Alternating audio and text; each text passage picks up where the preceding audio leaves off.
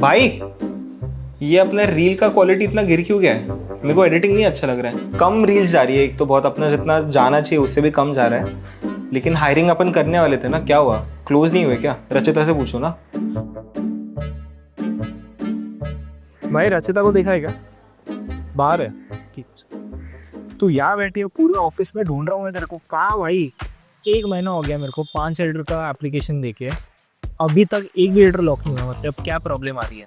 अरे कहाँ से स्टार्ट करूँ यार, प्रॉब्लम्स इतनी सारी प्रॉब्लम्स है। रुक बताती हूँ। या तो किसी का पोर्टफोलियो सही से नहीं बना है, या तो ईमेल भेजा है ना सब्जेक्ट है ना बॉडी है, सिर्फ भेज दिया है। एक काम करते हैं, वीडियो बनाते हैं, वीडियो में प्रॉब्लम्स बताते हैं, ताकि आने वाले टाइम में जब लोग हमको एप्लीकेशन भेजें ये सारे प्रॉब्लम्स रेक्टिफाई करके भेजें। बात तो सही है।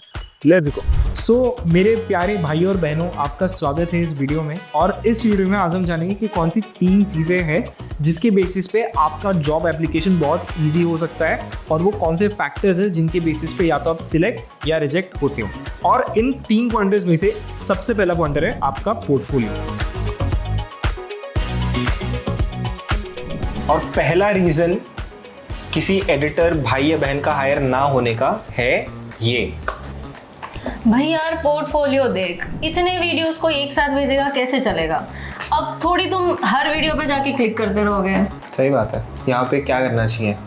यहाँ पे लोगों को एक्चुअली अच्छे से पोर्टफोलियो बनाना जानना चाहिए, how to make a proper portfolio. If you are the HR and you get a portfolio, तो in what format would you prefer? कि would you prefer a Google Drive or would you prefer a Canva portfolio? Would you prefer a website? Would you prefer Notion portfolio? कौन सा portfolio better है? See anything that you are comfortable with. अब जैसे if you are making a portfolio on Notion is good because तुम starting में अपना थोड़ा बहुत इंट्रो दोगे, what you have been doing over the years, कहाँ काम किया या क्या एडिट्स किया, नीचे then there are few videos. Now if you are giving it in a Google Drive as well, please arrange it properly. अब क्या हो रहा है? They have randomly uploaded so many videos together. Correct. Rather they could just put their best edits in there. It would be better to for us also to understand कि क्या कौन से style के एडिट्स ये लोग कर रहे हैं। बेटर है वो 2-3 वीडियोस ही डाले, but it should be their best edits so that we know कि okay they have cracked it here. Correct. And on an average, how many profiles you get for like video editor? अगर मान लो हमने डाला है कि हमें hiring requirement है, तो कितने resumes और कितने portfolios आते हैं? So if we put a story or a LinkedIn post, we usually get around 300 profiles. And ये 300 प्रोफाइल तुझे कितने दिनों में देखने होता है? ये प्रोफाइल्स हम अराउंड 1 से 2 दिन में तो देख के खत्म कर लेते हैं, बिकॉज आधे से ज़्यादा में तो there are things that are missing, so that's where our first rejection criteria is anyways matched. ये जो रिजेक्शन क्राइटेरियाज है ये हम आगे भी बात करेंगे, बट आगे बढ़ते हैं। So obviously first is we look for portfolios and their edit style, because if we are looking for an editor, this is what is going to define their work.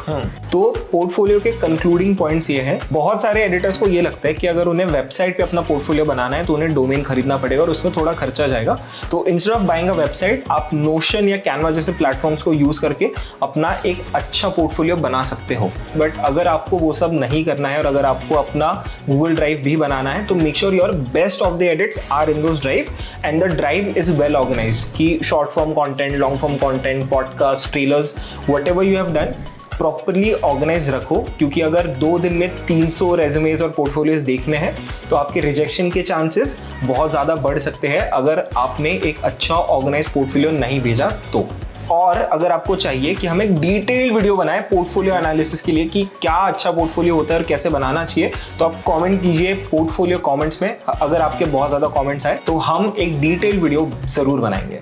Rachita बताइए अगला पॉइंट क्या है? अगर portfolio अगर किसी का अच्छा है लेकिन कुछ और भी फैक्टर्स हो सकते हैं जिसके बेसिस पे आप उनको रिजेक्ट करते हो, तो अगला फैक्टर क्या होता है?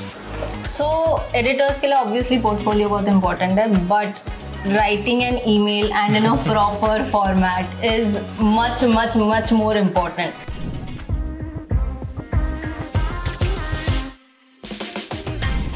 अब जैसे हमको कुछ रेज्यूमेज आते हैं, कुछ ईमेल्स आते हैं जिसमें सब्जेक्ट लाइन ही नहीं है, and we even receive an email which doesn't have anything.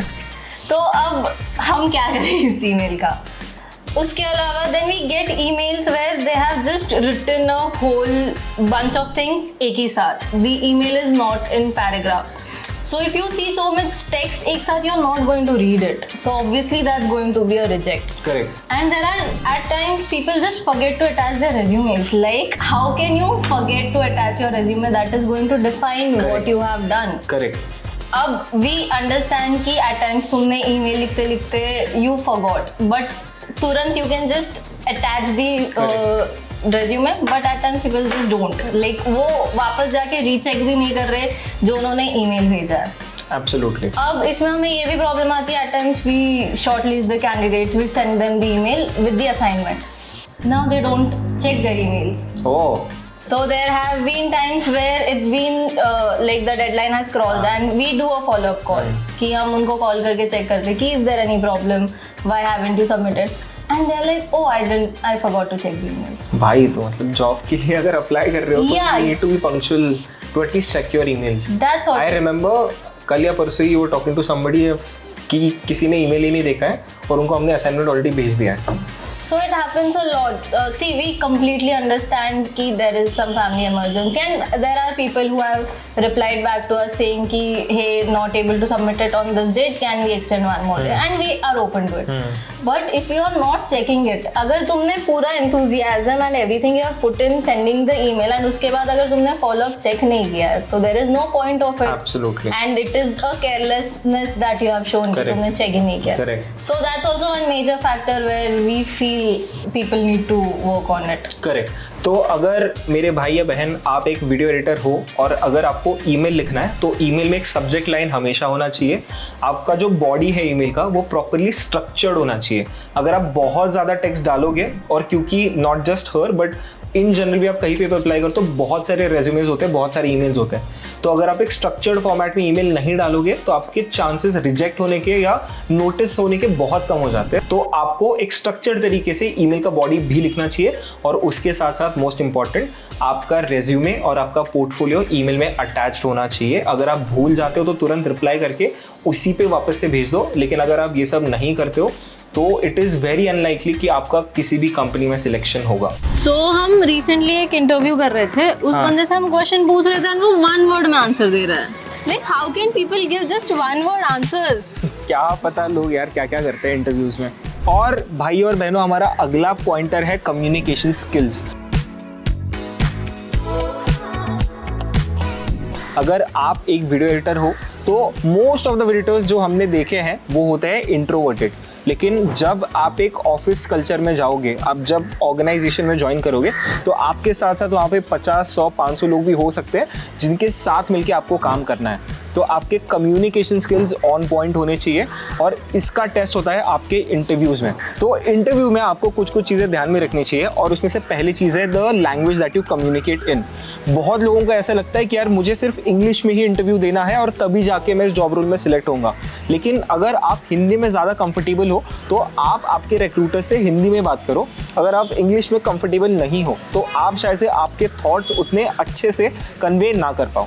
तो आप जिस भी लैंग्वेज में कंफर्टेबल हो, या तो वो इंग्लिश हो सकती है, हिंदी हो सकती है. अगर सामने वाला आपकी रीजनल लैंग्वेज में बात कर सकता है और तो शायद से आप रीजनल लैंग्वेज में भी बात कर सकते हो. Also to add on that point, if you are very familiar with Hindi या इंग्लिश, अगर उस लैंग्वेज में ही दे रहे हो इंटरव्यू तो आप फंबल कम करोगे and you will see more confident rather than being under confident. And no matter we do a physical interview or it's an online interview, it is very easy to figure out कि कौन nervous हो रहा है और कौन नहीं हो रहा है. सो इट्स बेटर आप पहले अगर इंटरव्यूअर ने स्टार्ट कर दिया है इंग्लिश में बोलना and you feel you are more comfortable in Hindi, आप उनको पोलाइटली पूछ सकते हो कि can we just take this interview forward in Hindi. I don't think anyone would mind.